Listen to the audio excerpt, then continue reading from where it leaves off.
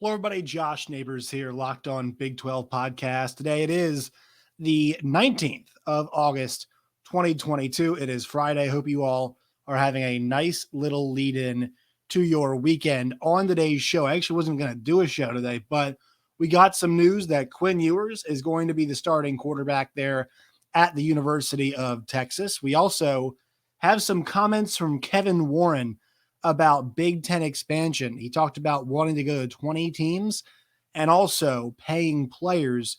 Talk about those things in relation to the Big 12 coming up here on today's show. First of all, I want to thank you guys for making Locked On Big 12 your first listen every single day. Make sure you follow us on Twitter at LOBig12. We are also looking for podcast hosts for our Oklahoma State podcast. We're looking for hosts for our Kansas State podcast, for our Iowa State podcast as well.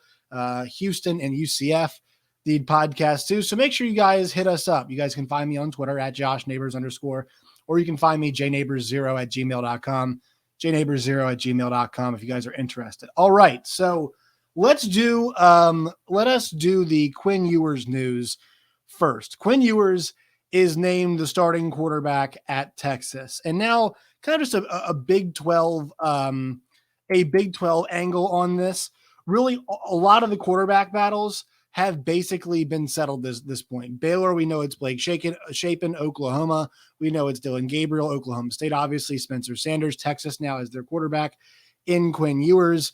Kansas State is going to roll with Adrian Martinez, we expect. Not sure if it's been announced officially, but obviously that's where we think that's heading. Iowa State, Hunter Deckers.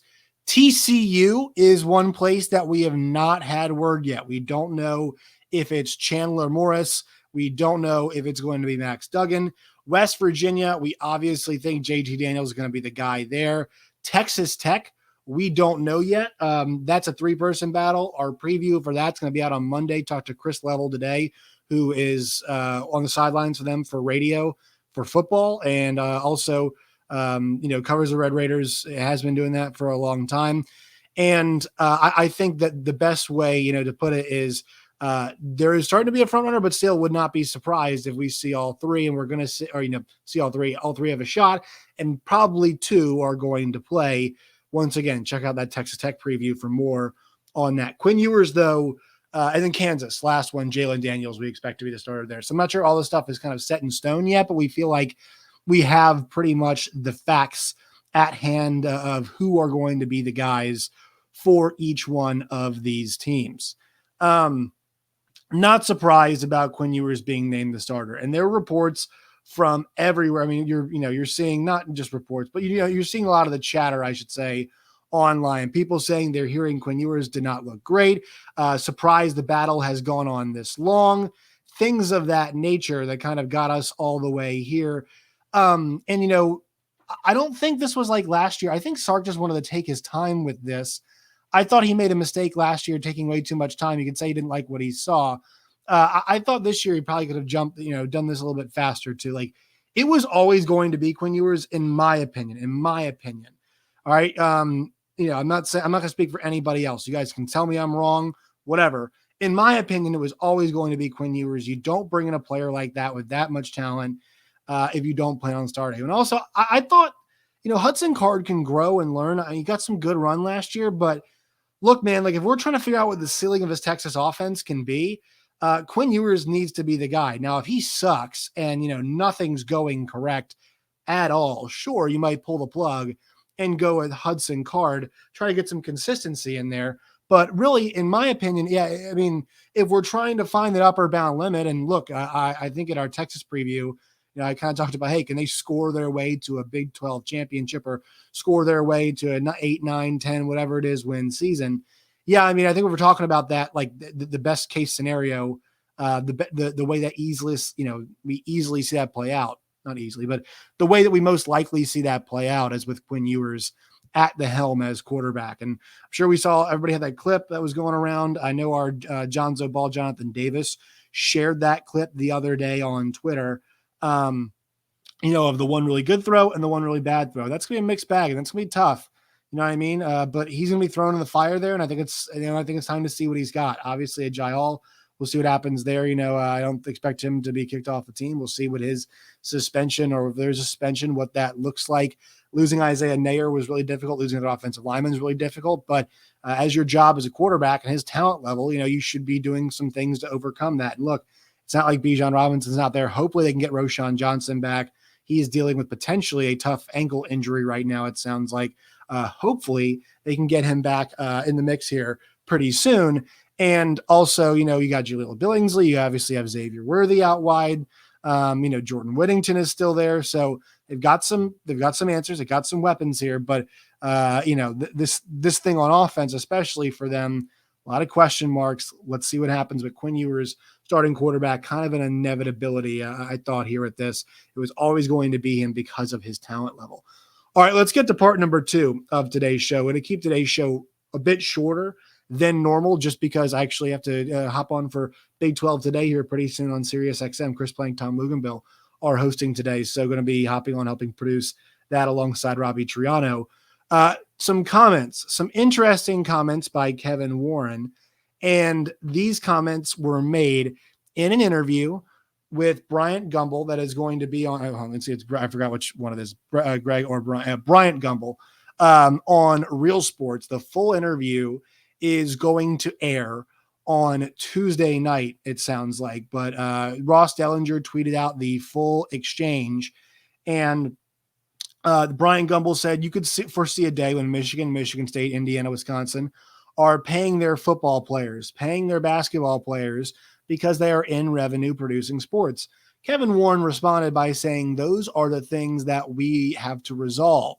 We have to. So I want to be part of this conversation, and we'll be part of this conversation of what we can do to make this better. And then Brian Gumbel says, right now we are seeing major conference realignment, or major realignment, I should say, in college sports. And he goes, just basically talked about that. Kevin Warren did. Brian Gumbel said, you're at 16 teams now. Could you foresee 20? I could. Yeah, I could see perpetual and future growth. Perpetual growth. That sounds like a super league to me. It sounds like a breakaway to me. Perpetual growth, continued growth. The growth does not stop. We keep adding teams. So let's talk about this because, we've been talking so much about the teams that they could add from the Pac-12, right?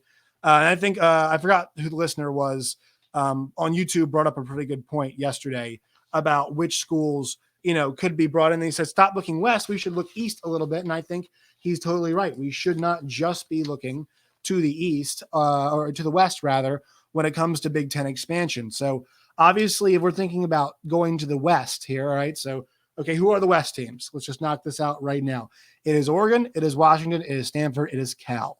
Those are the schools that we think out west could be added, all right? Those are the schools that we believe, if you are the Big Ten, you'd most likely be looking at to go on and to add. I think that is pretty safe to say from that perspective. All right, let's look back to the East, okay? We're looking back to the East. The schools that we are, most likely going to be talking about, if we look way, way east, ACC schools, Duke, North Carolina, Virginia, and Virginia. I'd throw Virginia Tech in there too, right? And I think they can throw them there. Maybe Boston College if you want to go for the Boston market, right? I think that's there. Georgia Tech, from a prestige standpoint, in terms of academics, definitely fits that, and they're in a Atlanta market. So, those are kind of more ones I'd toss out. I'd say Miami's not out of the question either. Miami's a very good academic school. And well, at least, as of recently it was. I know it's a, private school, University of Miami, or in Miami, right? It's a pretty desirable place to go. I remember my brother who went to UVA. It was not the easiest place. I forgot if he got in or not, but I mean, he, was on the borderline of getting in, not getting in, and he was a very smart individual. So, that's my borderline there. I know the school's a very good school. So Miami is there also. So I think there are some options. I don't think they stop at 20, right? I don't think this ends necessarily at 20. If this thing keeps trending the way we think it is, like that ACC is going to get divvied up in some way, shape, or form where Clemson and FSU, maybe in Miami, go to the SEC.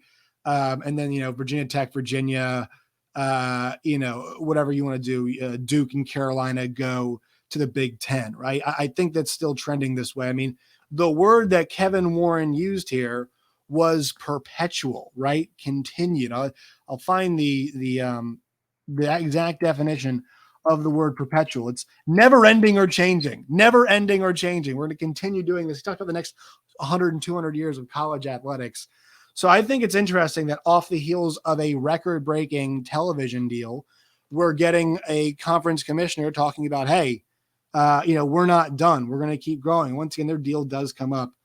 Their deal is interesting in these two ways. Number one, it ends before the SEC's deal ends. It ends in 2030.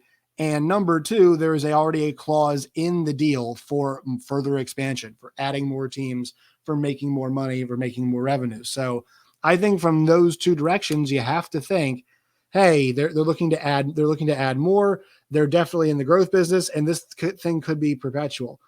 The next place you have to go, the two Midwestern schools. Notre Dame is the one that I'm talking about here, is the one big Midwestern school.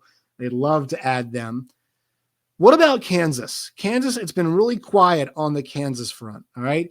Kansas is a school that, really prioritizes with basketball, right? That is where the focus is for the University of Kansas when it comes to their athletics. They're also important to mention here. They are an AAU school. That's something that we have talked about quite a bit when it comes to realignment, especially as it pertains to the Big Ten Conference. That's something that matters to them a whole heck of a lot. So Kansas as a Big Ten school is interesting to me because, they have the basketball, but, the football might say, well, it's not there. Well, as far as Rutgers is concerned, as far as Illinois is concerned, as far as Kansas is concerned, the last 15 years, KU's had as much success as those schools have, right? The one peak year, think about Illinois with Juice Williams and, Aurelius Ben, and the amazing running backs they had. And then, Rutgers had that dream season, Ray Rice, like that's all that stuff's long ago. And I know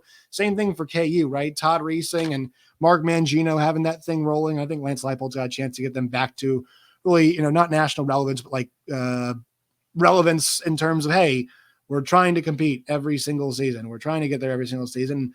Look, we know it can be done at a basketball school. Just check out what North Carolina has been able to do at times. Look at what Kentucky has been able to do now under Mark Stoops. And so I think that an opportunity has arisen at KU when you talk about a guy like Lance Leipold there. But, the big question is how much of football relevance they really care about. Like, this is an AAU school that's in the heartland of the country. It's in a market they don't have access to right now, right? They do not have Kansas City, which is obviously, Midwest major market. Lawrence about 40 minutes outside of that. And there are plenty of KU people, not just there, all across the state of Missouri. Take it from me. I went to school there. So that's a potential place. And also, once again, like a incredible basketball tradition that makes that a good ad. I mean, why do I think Duke's a good ad? It's a good academic school. And, along with being a good academic school, it is also a school that's amazing in basketball. It's a great brand for basketball, and obviously a brand you'd want for that reason. So you'd think about that in terms of adding. Yeah. And that's the one thing we've heard rumors about that a long time ago. And then it turned out, it was not true. It was some rumor perpetuated by some person out there. But I think the Kansas people would love being in the Big Ten, and they'd feel right at home in the Big Ten. Is that something that the Big Ten wants? Is something that they've explored? I don't know. But for the most part, it's felt like the Big 12 has been safe when it comes to, these schools. And look, I think in September, or late August, it would feel like Kansas is not a huge loss because right now we're thinking football. It's all we're talking about right now is the upcoming college football season. And so you think, well, basketball, really, how big is it? But then we get the hoop season. You're seeing a team that's had that much success, it's winning national championship number 2 and could have really had number 2 could have came much earlier. It could have came in 2020, in my opinion. They just did not get the chance to do it to obvious reasons due to COVID. It'll feel like a much bigger blow then. But, I definitely do not think KU's off the radar. And then you start wondering, whether they want another team from the Big 12 conference. I don't know. I don't feel like a lot of the Big 12 schools are on the radar right now. for the Big Ten, but the only one that I think that you could mention being on the radar, or at least make sense in terms of that, would be University of Kansas, would be the Kansas Jayhawks in terms of football, basketball, baseball, all of those things, adding them. But once again, they do fit the bill because they are an AAU school. So you got to think about that. Okay, that could be something that they would be potentially interested in. All right. So one quick word from our sponsors here on today's show and kind of put a bow on this conversation. We are brought to you today by BetOnline and BetOnline.net. Go to BetOnline today. When you guys do, use the promo code LOCKED15. Not LOCKED15. Just go there today, sign up, BetOnline. You guys know that BetOnline is the best place for all of your sports action needs. They've got football, odds, futures, basketball, odds, futures, baseball, hockey, F1, NASCAR, boxing, MMA, big pay-per-view this weekend. So go check that out. BetOnline, BetOnline.net. BetOnline, it is where the game starts. So, kind of circling back to this, I mean, Kevin Warren has made his intentions really clear here about where he wants to go. And we talked about the Big 12, and we had one commenter who put it yesterday perfectly. Really what I was saying, my point all along was all the Big 12 might have to do is just sit around and wait. And might just sit around and wait until the Big 10 decides, let's go pluck some of those schools. And I think because the ACC's TV deal, we're going to see some more perpetual growth, right? It's going to be that perpetual growth. Like the Big 10 is probably going to have to wait on Duke, Carolina, Virginia Tech, schools like that, right? So in the meantime, why not go grab some more and then become bigger? And then you can go and eventually when it becomes financially feasible, I mean, it almost is now, with the amount of money that they're making, they could help front the money for those buyouts for those schools if they want to get them out of the ACC. But it sounds like that's a pretty ironclad, at least for right now. It sounds like it's a pretty ironclad grant of rights the ACC has. But perpetual could be like they just wait. It could be 10 years. We might have to wait till the mid 2030s before we see Virginia Tech and Virginia and Duke and Carolina make that move, or it could be earlier. Once again, these things tend to change very, very quickly. But yeah, I think that the first dominoes to fall, you'd think would be the Pac-12, a Pac-10 kind of ish now, right? And then it would be the Notre Dame aspect, hopefully, that they can reel in. The big question for you as the Big 12 is, all right, where do you go from here? Can you add more teams? Does that give you value? And can you keep ascending? Can you keep ascending with everybody as they ascend as well? Sure, not at the same rate, but, can you ascend like that? One more topic he had mentioned, and we're going to get more into this next week, is the paying of players. This TV contract is worth, $7 to $8 billion, the chance to go to up to $10 billion for the Big Ten with Fox, CBS, and NBC. The players don't directly get any of it. You can say they get the scholarships, whatever it is. But guys, let's be honest about this. That's not with what they're providing for these schools now. A scholarship is not really commensurate with what they're bringing into these schools. It is not on par. I know these schools are pretty expensive. Places like Ohio State and Michigan and things of that nature are expensive places to go. But really, for what these guys bring in terms of ticket sales, jerseys, tailgating, like all the stuff that comes on campus, right? The parking, and then you get down to the actual football itself, sponsorship that comes alongside, in stadiums and all of those things. And now eventually finally get down to the TV side of things, right? Like it's not actually commiserate. That's not a scholarship is not commiserate value. So now exploring the idea of getting them paid, going to that professional model. And Kevin Warren says he's for that. And I think that's something that Brett Yormark has to explore too, keeping the Big 12 relevant in that space. Because here's the thing, guys, in the end, like, what does all of that money do for you? Sure, you can buy new practice facilities. Sure, you can get a new, you can pay more coaches, get more people on staff. But at some point with all this money, like what is it you can say? My school has more money than yours. Great. Like that's fantastic. And in making more money it's good for all these schools. It is good for them. But at a certain point, you've got something to give. You do have enough left for the kids to give to them. Maybe it's not the biggest in the world, but like I think there is something there available to give to them. And so I'm curious if Brett Yormark and the Big 12 can maybe be a part of that conversation and tap into that. Not sure it's directly taking money from TV deals, but stuff maybe like, hey, your Sonic sponsorship, right?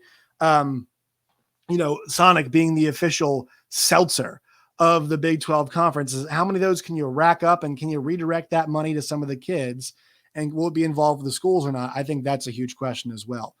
All right. And make sure you guys send us your questions. I put up a new mailbag post on the community tab on YouTube. Go check that out. Please send us your questions. Do that today. We'll answer them on Monday and probably post that on Tuesday. So make sure you guys check that out. Today's show also is brought to you by our friends from Built Bar. Go to built.com today. It's built.com, promo code LOCK15 for 15% off your purchase at built.com today. All right, friends, that'll do it for me. Make sure you guys follow us on Twitter at LOBig12. Follow me at JoshNeighbors_. Find the show wherever you podcast and on YouTube as well. Subscribe. Till next time, my friends, as always, stay safe.